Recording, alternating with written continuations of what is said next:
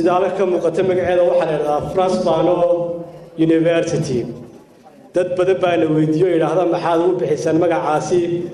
marka aan u sheegno waxay nagu ilaahdaan miyaad u bixisaan Burhan University isaga la garanayaa dabeetana waxaan ku dhaahnaa waa macallinkii Burhan marka uu soo ururino Burhan uu ka cuntato wuxuu yiri inta noolahay waxa fiican inaanan meel isugu magac darin marka waa loo gartaa qofka waa lagu maamuusaa bal haddaba jaamacadda sanadka ay soo jirtay wixii u qabsoomay halka ay marayso iyo bal mar kale waliba magacaasi aan ka soo jeedo waxaan ku soo dhaweyn doonaa Dr. Xuseen Cabdullaahi Burhan ku soo dhaweyn asxaabta faraha badan ee saaxiib nahay halkan hore fadhida jaamacaddana gaar ahaan وصاحبة مرتشافة كلية جوكتا طبعا والدين تي أرضيدا انتي نوين كسو دويني كل هوري مركيان الجامعة دا بلوني دا فركي أصحابتنا اللي جوكتا وحكمدها مدحوين بحقيقي وهي عبد الرحمن أبو علي محمد كاهن أصحاب قلوب أنا أركاي يقع كم قبع بلو في جامعة مركز سابا واحد مركز الرجو منكو ودني رولهان رجع نكو ودني يوم إن محنكو لها مستقبل كجامعة هذا في يوحي أن يولدون إليه أيسو تقلب دونان وإحنا هذا فرح سنة إن سنة كذب أنه هلي أرطي قيمة له معلمين aad u wanaagsan guda iyo dibadda ka yimi annana waxaan noostaan ka dhiganay ma aha tiro uun iska soo qaado oo ururi ma badanaa jaamacadaha Somaliland maadaama ay dhaqaaluhu asalkuba iska hooseeyo ardayga wixii laga qaadi karaana iska yar yahay macallimiintii ayaga u dhow run ahaan marka ay adduunyada kale u eegto waxa ay qaataan waxay u qalmaan isku mid maaha annagu waxaanu go'aansanay inaanu adkaysano in aanu wax kastoo inaga qaadato antayada aad u adkayno marka horeba ardaygaanu qaadanayno macallinkaanu nala shaqaynaya intayada aanu adkayno ma hawiyara sanadkii aanu ku bilownay waxay noqotay hawl aad iyo aad u adag dhinac walba markaad u eegto laakiin waxaan ku faraxsanahay ardaydii aanu qaadanay iyo macallimiintii aanu markaa ayaynan nala shaqaynayay tayadoodii midan aad ugu faraxnay waxa ka mid ah macallimiinta aanu keennay horta toogaysa sidaad ogtihiin tacliinta Somaliland iyo badanaa Afrikaba buugaagtii waxay ku qoran yihiin af Ingiriisi ama Faransiis badanaa Somaliland ayadoo marka aad Soomaali eegto meel wada joogaan Somaliland af Ingiriisiga waxay ahayd dalka run ahaan aad iyo aad ula jaan qaaday xagga tacliinta sheekh iyo camuud iyo wixii elementary school dagaallo iyo dhibaatooyin kadib waynu ka baxnay saaxadda marka tacliintii markii la bilaabay jaamacadihii iskuulladii af ingiriisigii wuu sii yaraa dhinaca nasiib wanaagga soomaaligii baa la qorayoo 1972 ee af soomaaligii wuu qormay waana ilaahay mahadii hase yeeshee jaamacadihii marka aad gaadho cilmigii wuxuu ku qoray af ingiriisigii haddaan hagaag loo adkaynin oo qoraalkiisii iyo fahamkiisii iyo ku hadalkiisii aan maxaanku idhaa hagaag loo haynin dee markaa waxbarashadii aad bay wax uga dhiban tahay oo waa shimbirley duur laakiin baaladkii aan lahayn marka waxaanu annagu ku bilownay markii u horreysayba inaanu ardaydii u keenno macallimiin u dhalatay af ingiriisiga u dhalatay oo maraykan iyo ingiriis ba qaar baa australia nooga yimi actually new zealand nooga yimi bilowgiiba waxaan ugu bilownay ardaygu inuu marka hore af ingiriisigiisu adag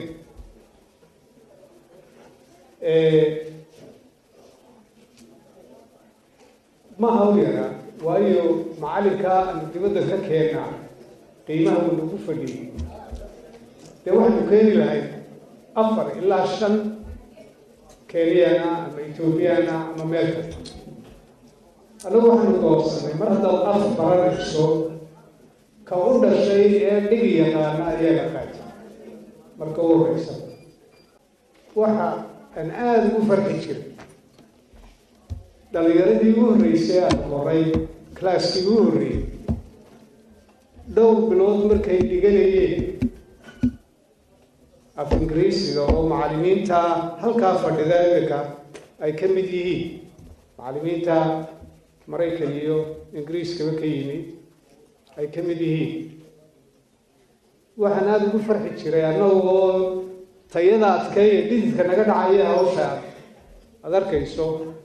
ayaa waxaan ku farxi jiray inay joojiyaan marmaroo yidhaahaan macallin waxaanu diyaar u nahay tartan af ingiriisi dood ah jaamacadaha somalilan oo dhan camuud hargeysa mid kasta soo qaada dood baanu u diyaarnaa af ingiriisiya noo soo diyaari iyagoo madaxa kor taagayo run ahaan kalsoonida ka muuqataa intaasi kugu filan tahay run ahaan kalsoonida qofku bini aadamka helayo ayada qudheeda ayaa muhiima marka macallimiinta ardayda qudhooda waalidiinta gebi ayaa run ahaan mahadle aniga cali nuus oo guddoomiye ku-xigeenka administrationka waxaanu ahayno 3 waa labadayda iyo cawo inay joogto mooye wata halkaasay joogtaa 3daydoo kale cawo waabay noo keentay waabanu ku xawoonayaan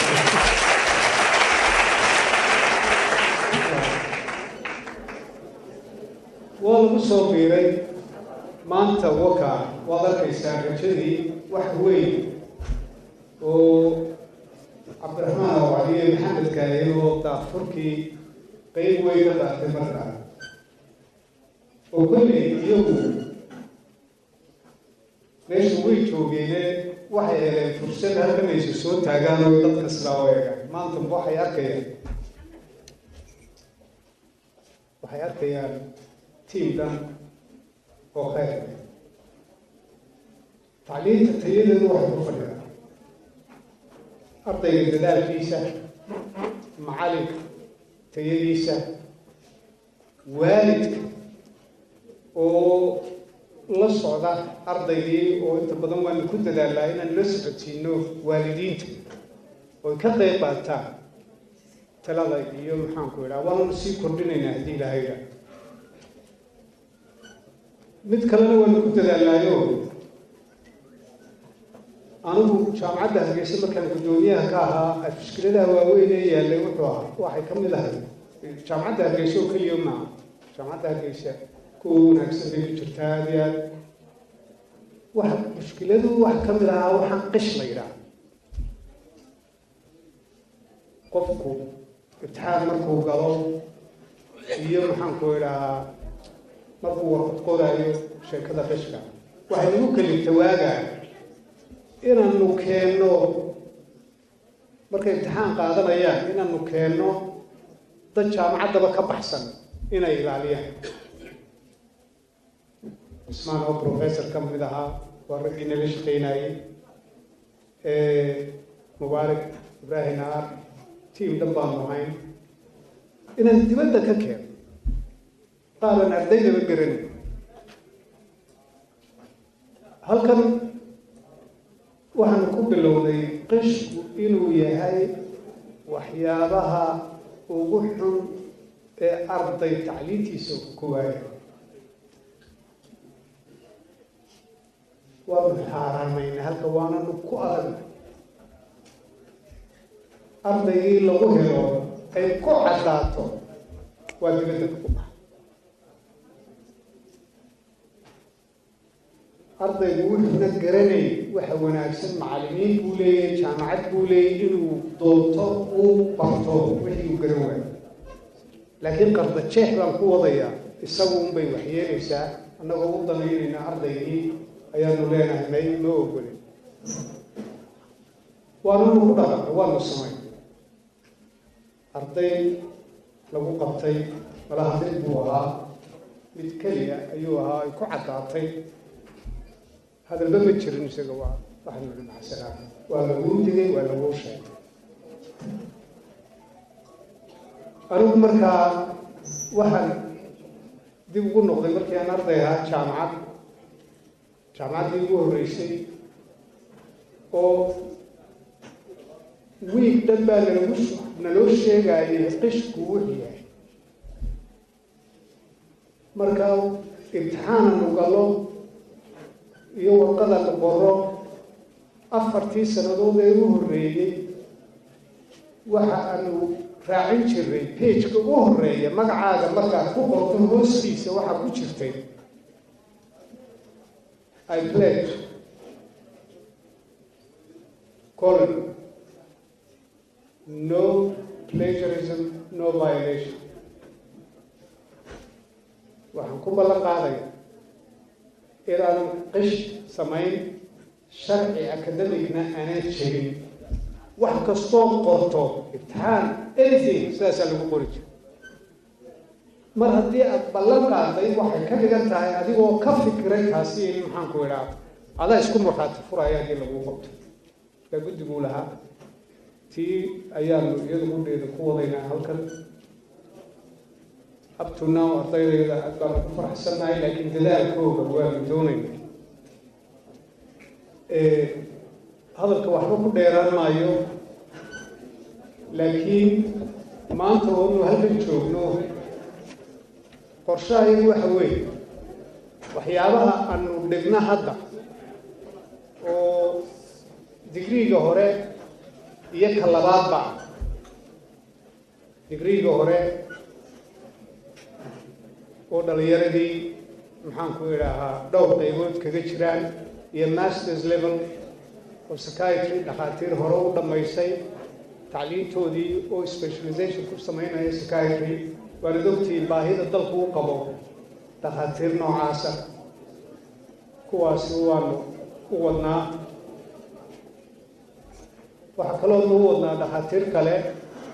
oo iyaguna public health specialization samaynaya oo iyaguna dhigta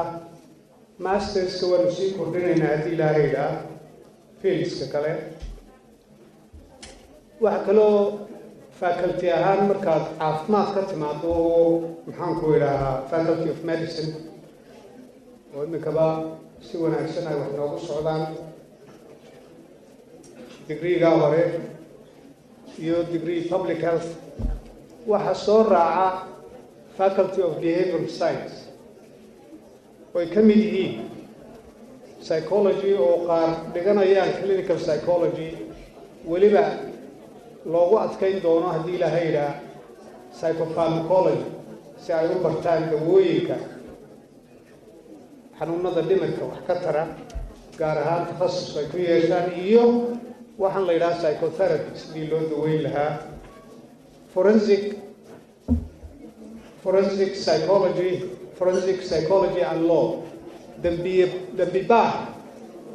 oo fingerprintska iyo DNA-ga iyo waxyaabaha ay lagu barto iyo wixii sharciya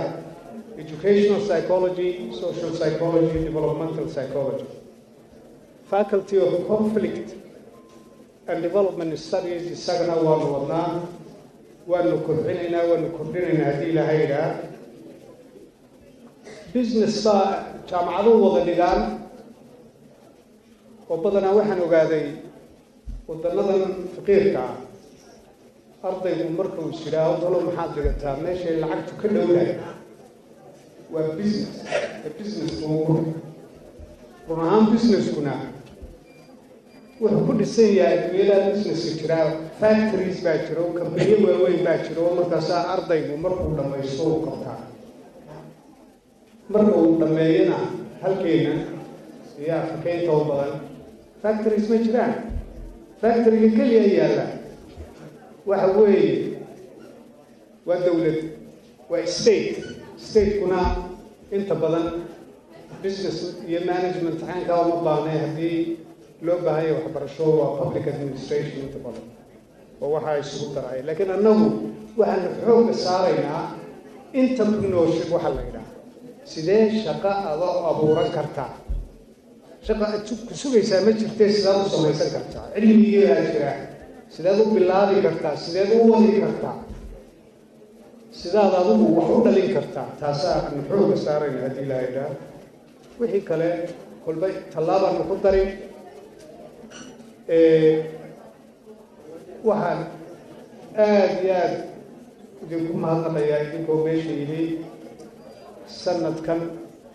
annagoo joognaa macallimiintan halkan fadhiladooda dal fog bay nooga yimaadeen markaa iyaga iyo gebigiin waan idiin mahadnaqayaa waxaanaan rajaynaya haddii ilaahay idhaa haddii kale hore aanu ka bilownay annagoo zero maantana ilaahay mahadiye nimcadaa intaasoo dad inoo joogaan arday mustaqbalkoodii inoo yaallo annana ballanqaadkeedu waxa weeye macallinku waa waalid oo haddii aanu macallinku ardaygaa ula dhaqmin si ixtiraam leh uu kaga fikirayo mustaqbalkiisu wuxuu yahay waa xil baa ka saaran ardayguna anugu arag macallinka waalid waxa jiray waagii hore macallinku halkaa markuu ka soo baxo ixtiraam gaaru lahaan jira ardayguna isaga gudhiisa aada iyo aad baa loo dhowrayo marka jaamacaddan waxaan rajaynaynaa inay noqoto tii ardayga iyo macallinkuba ixtiraam iyo kalgacayl iyo dadaal macallinku hadduu kugu adkaado waxa weeye waa macallin isaguna dadaalaya inuu wax ku taro laakiin adaygu maaha uun xumaynaya had bay leedahay insha allah taana waanu wadi anigu waxaan qabaa oo dalkan ba aan ku joogay run ahaan maaha lacag waxay ahayd uun dadka iyo dalkaaga waxtar oo ugu horeysa waxbar way xanuunsanaya daweyn meeluu khilaaf jirana wixii aad ka qaban karto ka qabo marka waa ilaahay mahadii aada baad u mahadsantihiin farxad bay ii tahay caawa haddii ilaahay idhaa sidaas aanaynu ku wadi doonaa thank you very much jaamacadda waxaa ka mid ah arday yaman ka timid oo soo qaxday oo halkan nala joogta iyagana si gaar aynoo xusaynaa iminkana bal waxaan u yeeri doonaa mid ka mida waalidiinta ardayda jaamacadda cabdillaahi cabdi muuse kusoo dhawo cabdillaahi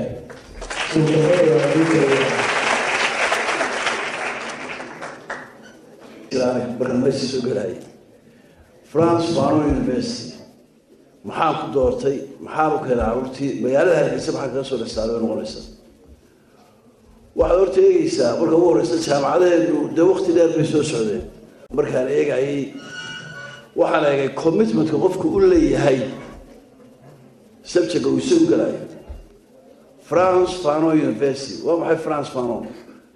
waa commitment uu bulxan ku leeyahay nin halgabaayadii adduunka ka mid ahaa oo Algeria ka soo dagaalay hadda maanta baadhaan waan yara eego markii hore ninkii bulxan ahaa magaca gaalada u qaatay France Fanon waxay muxuu ahaa wallahi sayra yaabo waan baadho Google garay waxa ay soo baxay buug isoo ku qoray 1986 buuggaas wuxuu u kalifay markaan akhriyay inaan akhriyo bulxan laftiisa buugaagtiisa oo dhan sida Politics of Cain oo kale iyo dhowrka buugaalka yaala actually nin aniga qofnimadeedii philosophically wuxuu ka bedelay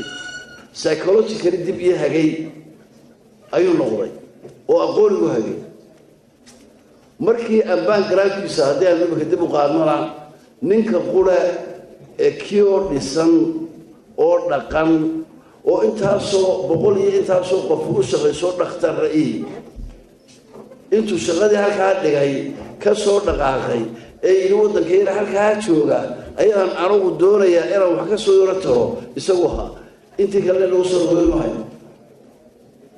waxaanay commitment-kaa uu ku leeyahay sabtigiisana markaa dib baan u baadhay waxaan arkay ilaa maalintii u yimid ilaa iyo maanta dhibiruu ka shaqeynayo tacliinuu ku dhex jiray wararku waa yara daalaalo markay taageerayaan imika cabdi bixoo kale waxaan ka filayaa cabaar yaraa cabaar meelaha yara joogo markay taageerayaan raggu waxaad ka yara filaysaa inay maxaa kula yara daalaan oo yara fadhiistaan laakiin from that time on nin maadadiisii uu ku shaqeynayo saa u soo geliyay waxa markii uu jaamacaddan asaasay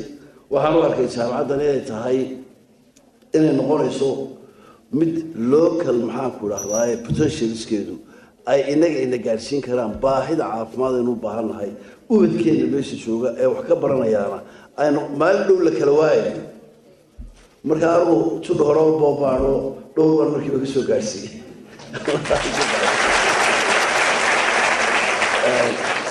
waxaan aad iyo aad ugu kalsoonahay managementkiisa aqoontiisa cilmiyeed ee waaye aragtida dheer leh jaamacadii uu isagu ka soo baxay ee Harvard ahayd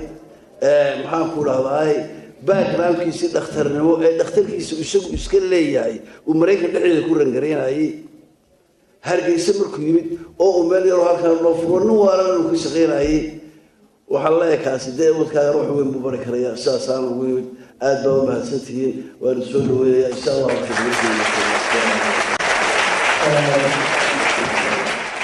iyo gudoomiye ku-xigeenka xisbiga wadani ahna musharaxa madaxweyne ku-xigeenka xisbiga wadani Axmed Muuse waayahay haddii aan ka soo gudbo soo dhaweyntaasi way soo ururin doonaa xaflado hadallada warsu koobkoobiya arday ka mida jaamacadda iminka u yeeli doonaa oo magaca ardada ku hadlaya Cabdifataax Axmed Jaamac soo dhawaada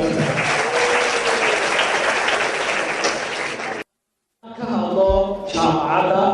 inta badan waxa wax la weydiiyaa dhakhtarka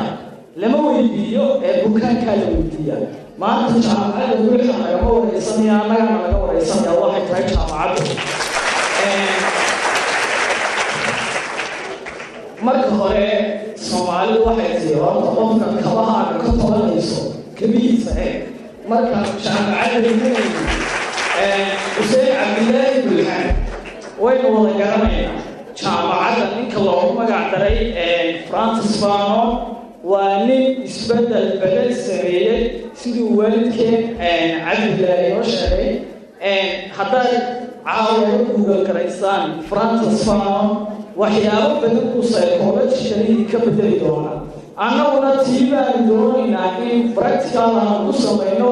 dalkeena yar ee cudinka oo aan samayno isbedel baaxad leh oo dhinac kasta waxaa jirta maalinta jaamacadda soo galnay ugu horeyn waxaa nala baray self confidence in horta waxaa haddaad ingiriisi tahay hadday cilmi kala tahay hadday public speech tahay in self confidence-ka uu top noqdo ayaana la baray waxaa kaloo nala baray in aanu maanta ku faanaynaa oonu kaga duwanay jaamacadaha kale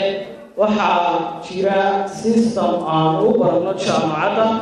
oo maraykan uu inooga soo waariyey xuseen cabdilaahi bilxan waxa weeye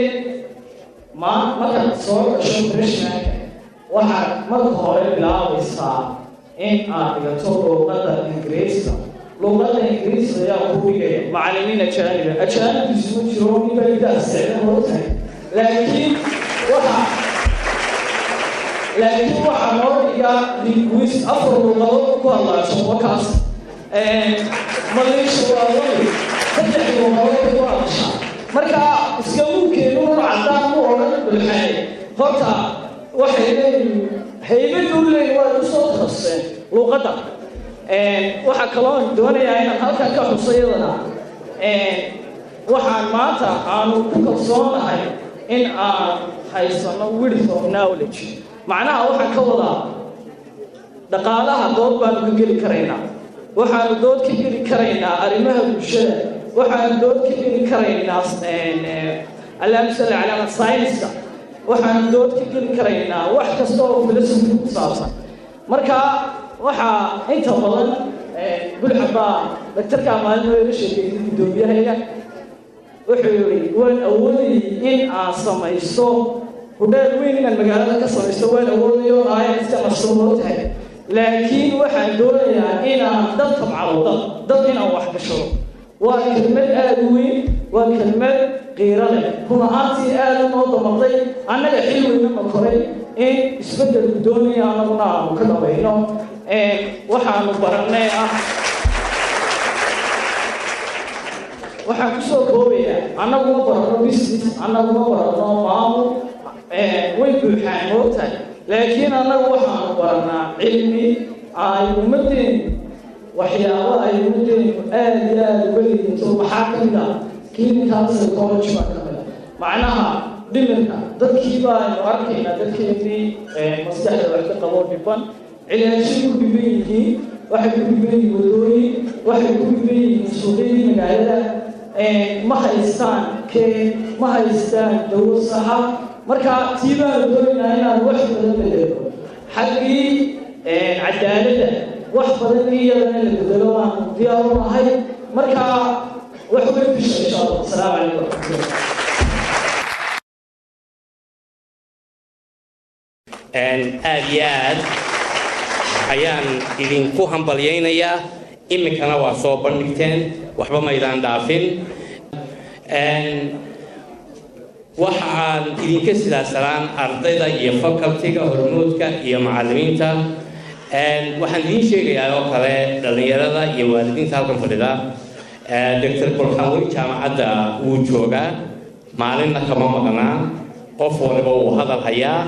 raad aada u wanaagsan iyo horseed qiimo iyo qaaya leh iyo wax la taaban karo footprints aada iyo aad on marnaba qarsoomayn on marnaba masaxmaynin ayuu kaga tegay awow aad baad u mahadsan tahay weytaankaas wey caawa idinkiiyo macallimiintiina xiriirka idinka dhexeeya iyo sida a wada haysataan ee wada socotaan way muuqataa iyo waalidiinta in kulligiinba waan idinku hambalyaynaynaa laakiin marka aan ku darsanaya ee ku soo gabagabaynaya waxa weeye haddaad hargeysa ku jirto iyo tan haddaad ku jirtaba dalkeennu maanta 5,000 oo cilmiga barataan ee psychiatriga ah ee uu macallinka idinku yahay Dr. Bulxan waa 5,000 kama yara tirada loo baahan yahay marka tahriib iyo shaqo la'aan marka halkan ka aflaxdo horaad shaqo ka bilaabaysaa dalkaaga ku baahan dadkaaga ku baahan xiriirka labada jaamacadoodna meel wanaagsan buu marayaa waxana kunta ka tolay oo dhigay oo ka macallin ahaa oo keenay Dr. Hussein maxaan ku lahay Bulxan aad buu mahadsan yahay assalaamu calaykum wa rahmatullahi wa barakatuh maamulka jaamacadda France Fanon gaar ahaan gudoomiyaha madaxweyne presidentka jaamacadda Bulxan madaxda xisbiyada qaranka murashaxiinta xildhibaanada madaxda sharafta ee marti sharafta kale halkan joogta ardayda waalidiinta macallimiinta idaylkiiba assalaamu calaykum waraxmatullaahi wabarakaatu sharaf weyn bay noo tahay inaanu jaamacaddii aasaaskeeda aan ogeyn sanad guuradeediina ka soo qayb galno runtii waxay u muuqataa jaamacad sanad in ka badan jirtay qaabka wax u socdaan qaabka ardayda u dhaqmayso xiriirka macallimiinta iyo ardayda aada iyo aad yaan ugu faraxsan nahay halka ay marayso maanta runtii waa ka soo qayb geli lahaa waxba ardaydaa ka mid noqon lahaa laakiin nasiib wanaag jaamacadda hargeysaa ku jiraa oo hadduu ilahay ilaa axadda iyaan international relations iyo diplomacy ka qalin jebinayaa waan soo jeedaa jaamacadda carruurteedaa laakiin ku jirta laba igaga jira halkaasaa ka qiiqasaa tayada jaamacadda ay leedahay iyo tacliinta lagu dhiga intaba waan ku hambalyeelayaa doctor bulxan iyo macallimiinta iyo maamulka jaamacadda heerka wanaagsan ee muddadaa kooban maraya ilaahay waxaan uga baryayaa in ay ku wadaan mustawaha ku wadaan tayada sii siyaadiyaan waxaa cusub ay kusoo kordhiyaan dalkana oo ah jaamacadaha kale maadooyin aan lagu dhiimaalka ku jira in ay ka mida dhaliyaan yaa ilaah uga baryayaa oo ay saa mustaqbal wanaagsan ardayda iyo macallimiinta loo rajeynaya hambalyo aan ilaahay hambalyo wasalaamu calaykum waraxmatullahi wabarakatu أولا إلهي بام مهضلة إنه سوى في جينا حفلة قيمة له سكون معنا مر لبعض وحنا مهد عليا مدحون بحقيقي نديقو رئيس سومالا عبد الرحمن وماذا شرمتي إن لا فرديا إنت إن فردينا كل الله ما أنت سوي إنه مستريا مر لبعض السلام يا دمان كسوق يمكلياشا يا جانب كين لجوجا صحافة ماذا حبنا haweenka iyo dhalinyarta iyo maamulayaasha iyo guddoomiyaha jaamacadda bulxan oo runtii aynu caawa u fadhino jaamacaddan sanad guuradeedii oo waqtigan maanta aynu joogno ka soo wareegay runtii waxaan malaynayaa sida laga wada dhawaajiyey doctor burxan wuxuu ka mid yahay haldoorka qiimaha iyo qaayaha kule dalkeenna hooyo taas waxay ku tusaysaa oo maraga sida xafladda loo soo agaasimay siga looga soo qayb galay iyo sida ay u socoto ayay aad iyo aad aynu uga dheehanaynaa runtii doctor burxan qiimaha uu ku leeyahay dalkeenna hooyo oo runtii barnaamijkan ama waxbarashada sida ay wax u wadaan runtii jaamacaddu sanadkaa jirtay haddana aad iyo aad runtii aan uga hambalyeelayno isaga iyo macallimiinta dhigiga ee jaamacadda la joogtaba waxaan leenahay doctor waanu kuga hambalyeelaynaa ka xisbi ahaan iyo muxuu haddaan nahay asxaabta qarankana marba waxaanu diyaar u nahay inaan wixii annaguna awooddayada ah ama ha noqoto hadal ama ha noqoto waxtarba inaanu kula garab joogno aad iyo aad baan u salaamayaa mar labaad dhammaan ka soo qaybgalayaasha xafladda sida loo soo agaasimay ayay uga soo qaybgaleen waxaan leeyahay waad ku mahadsantihiin jasaakum allahu khayr aad iyo aad ayad mahadsanti asalaamu calaykum waraxmatullah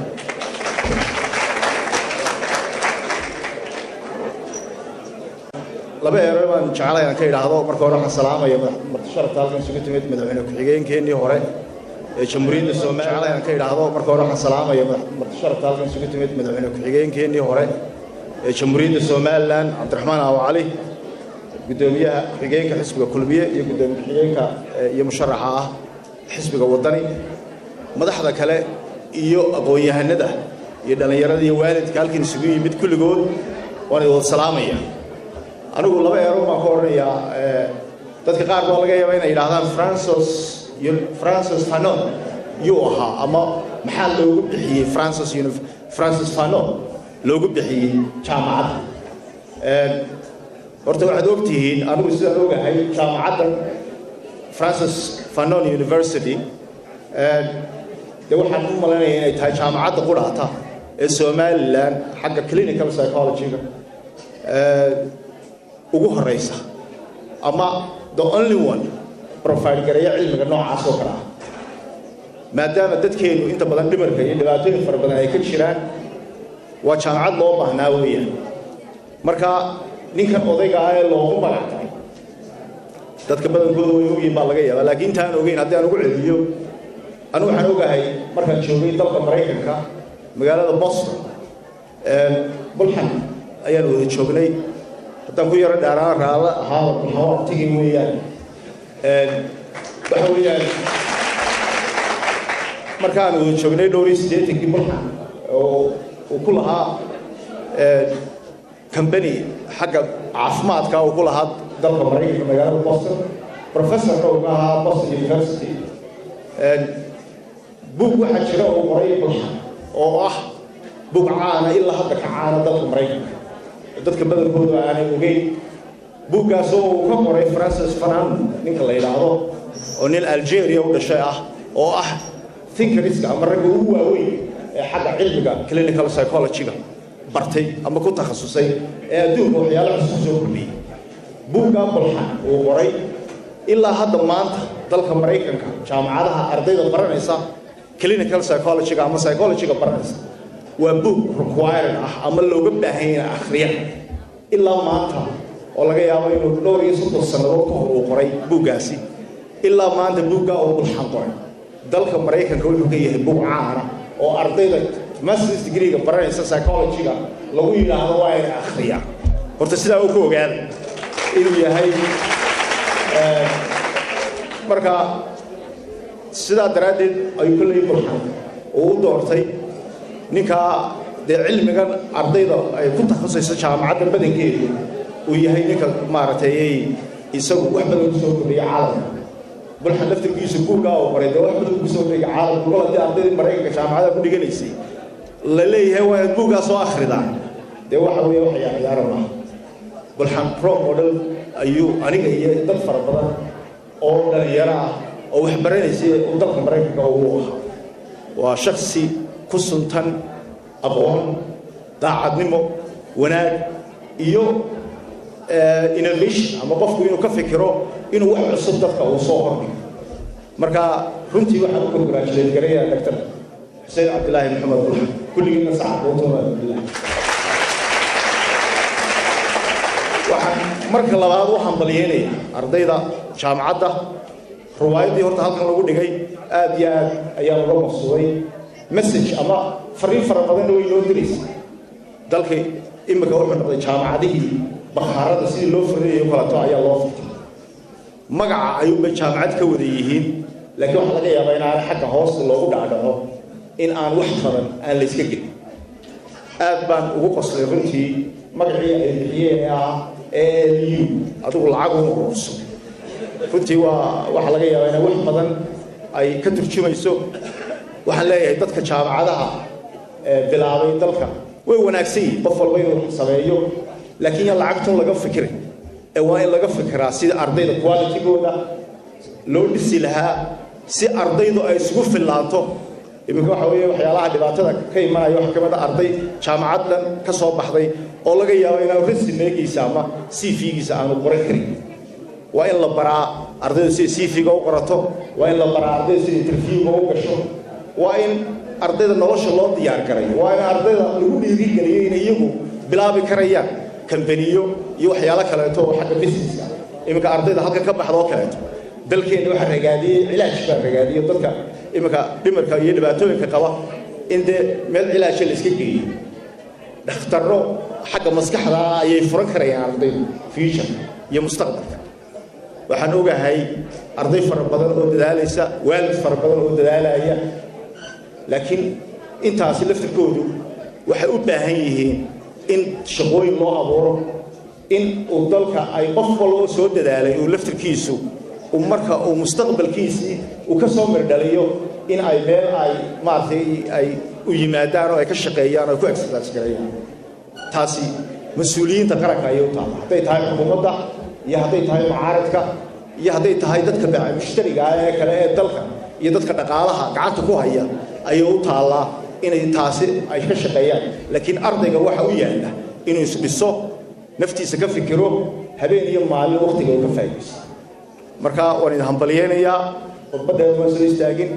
waxaan leeyahay hambaliyo wassalaamu calaykum waraxmatullaahi wabarakaatuh dr bulxan oo abuuritaanka jaamacaddan maanta aynu halkan fadhino 1 year oldka ah ee maanta inteenan oo qof aynu isugu nimi horta aad iyo aad baan professorka ugu hambalyeynayaa shaqada uu qaranka u qabtay shaqada uu dalka u qabtay intii uu dalkiisa intaas oo shaqaalo oo maanta ardayda fadhida ay shaqo hesho waxa weeye taasina u baahnaa inuu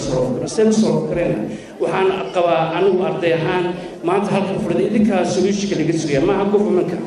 maaha hay'adaha madaxa bannaan laakiin idinkaa wax bartay oo masar ku qaatay cilmiga idinkaa wax bartay oo PhD cilmi ku qaatay saad shaqo u samayn lahayd saad shaqo u abuuri lahayd saad dowladda u geli lahayd saad siyaasadda u geli lahayd saad baarlamaanka u geli lahayd saad xisbiga u qabsan lahayd saad warshadaha u qabsan lahayd it's you in aad ka fikirto ee maaha inaad ka fikirto talo hay-adaad u shaqo tahay waxaan kusoo gabagabeynayaa dr burxaan aad iyo aad ugu dheeraaday raalli ka ahaan doontaan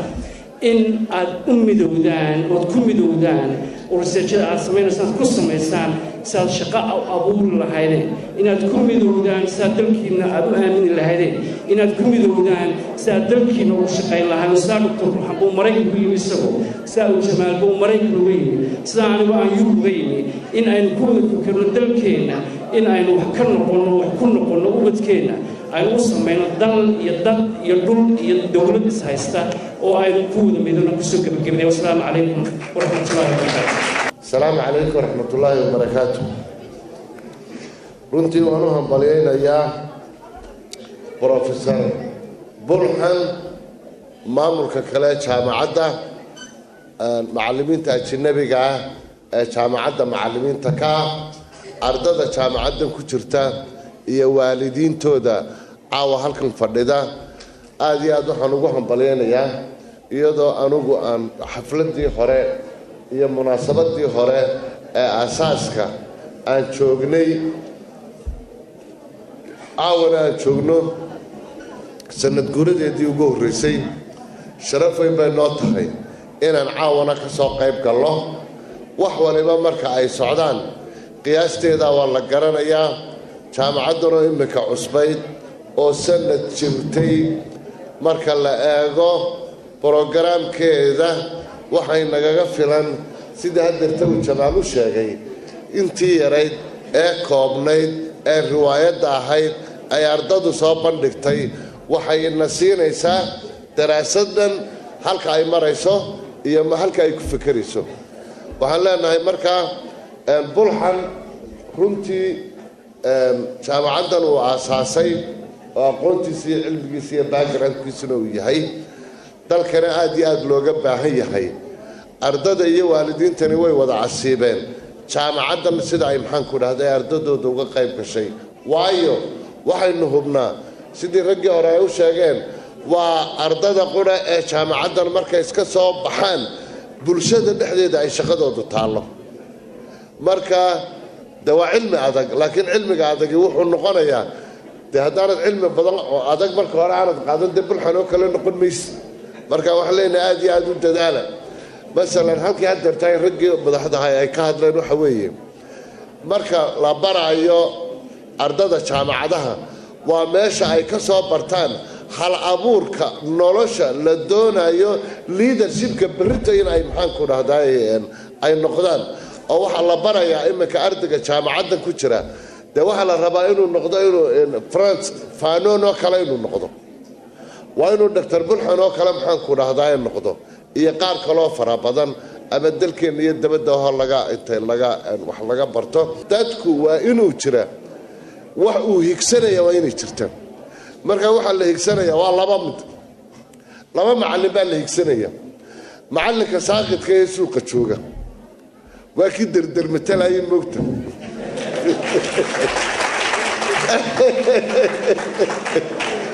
waa macallin khatara macallinkaasi brofesorada macallimiinta dadka aqoonta leh waayahanaynu iminka joogno macallinka suuqa saaqidkaa baa jira macallinka kale la higsanayaana da waa macallimiintiina idiin joogta ee jaamacadda idiin joogta ee brofesor burxan oo kale uu ka mid yahay oo anugu saaxiib baanu nahayoo iskama ammaanaya aan qabo inuu yahay qof istaahila inuu bulshada hogaamiyo inuu jaamacadkan oo kalena inoo joogo hal abuurna leh intaan kusoo ururinaya waxa weeye noloshu gebigeeduba waa hal abuur maxamed cali midaan ku waafaqsanahay ardadu waa xilliga maskaxdu ay wax dhasho waa xilliga researchka jaamacadaha iminka adduunyada oo dhan laga wada qaataa marka waxay u baahan tahay maxaa qofka intellectual loogu bixiyo qofka intellectualkiihi waa inuu ka jawaabaa su-aalaad fara badan oo qofka caadiga aanu ka jawaabaynin waa inuu isagu su-aalihii doonaa shaqala-aanta waa inuu su-aalihii doonaa cilmiga sida loo waa inuu wixii oo dhan isagu keenaa marka waxaan ku dadaalaynaa jaanis wanaagsan baynu haysanaa dadka tahriibta maxamed cali baa si fiican uga hadlay waxaynu wada ognahay kuwii tahriibay 2013 baan ingiriiska joogay 2013 ayaa waxaan arkay inama soo tahriibayoo burcaan isku xaafad ahayn waan wada waraystay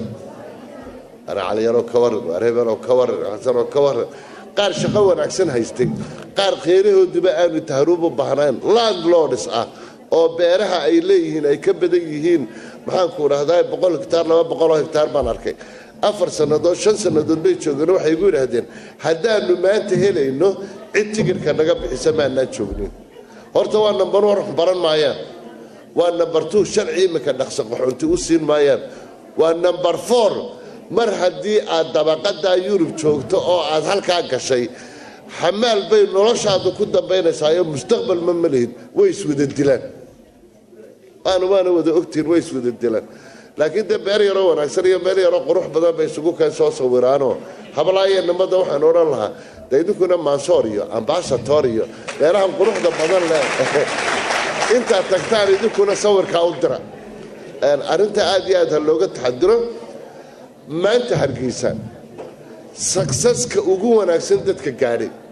ma Yurub bay ka soo shaqaysteen ma Maraykan bay ka yimaadeen ma asad hore lahaayeen Saadadiin yaale Saadadiin yaale Saadar halku ka bilaabay iskuulada Nuuruddin Mahad halku ka bilaabay halkay ka bilaabay Dahabshiil halku ka bilaabay maxaan ku raahdaayay inay maxamediid iyo talisom iyo halkay ka bilaabeen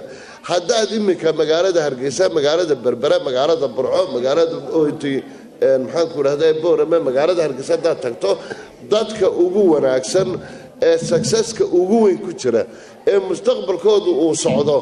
oo hantida ugu badan dalka ku lihi nina meelba kama tagin marka waxaan leenahay dee noloshu wax la abuur la yimaado aad iyo aad waxaan ugu mahad celinayaa Dr. Bulxan macallimiinta jaamacadda macallimiinta ajnabiga ah riwaayadana caruurteennii la madashay ee wada daayarta ee aqoon-yahanka aad iyo aad baan ugu mahadnaqaynaa mas-uuliyiinta iyo odayaasha iyo waalidiinta xafladdan ka soo qaybgalayo madada xusbiyada iyo madaxweyne ku-xigeenka horena aad iyo aad baan ugu mahadnaqayaa Dr. Bulxan adiga macallimiinta jaamacadda iyo ardayda iyo waalidiinta waxaan idin rajaynaynaa mustaqbal aad u wanaagsan waxaan leenahay insha Allah halkaa ka soo kordhiyo saaxiibada jaamacadda aanu ka mid nahay mar walba diyaar baanu nahay inaanu idinla hawlgalno aad iyo aad baad u mahadsantihiin salaamu calaykum waraxmatullaahi wabarakaatu caawiyo dhacday wax ka soo shaqeeyay ardayda iyagana 2 arday oo kamid ah ayuu sharaf guddoonsiin doonaa marka imika waxaan ku horeysiin doonaa maamulka waxaan ka codsanayaa Professor Bulxan Aydaruus iyo Caawo inay xagga loo soo istaagaan waxay sharaf guddoonsiin doonaa gudoomiyaha jaamacadda Dr. Hussein Abdullaahi Bulxan